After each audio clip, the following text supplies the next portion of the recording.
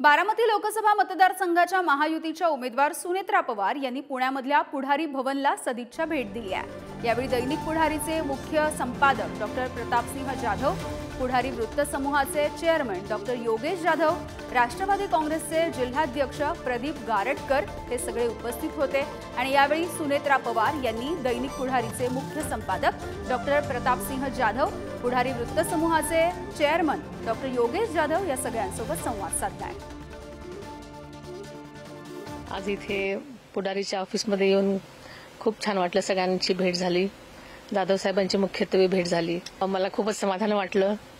त्यांनी भरपूर आशीर्वाद दिलेत आणि इथले सगळ्यांचंच वातावरण खूप खेळीमेळीच होतं आणि छान वाटलं मला। मी गेल्या 15-20 दिवसापासून इथे सगळीकडेच मतदारसंघात फिरते, सगळ्या लोकांमध्ये जाते, लोकांना भेटते। पण जिथे जिथे मी जाते तिथे लोक भरपूर म्हणजे उत्साहाने सहभागी होतात, खूप मनापासून स्वागत करतात आणि त्यांचा उत्साह बघूनच मला जास्त खरंच उत्साह येतोय।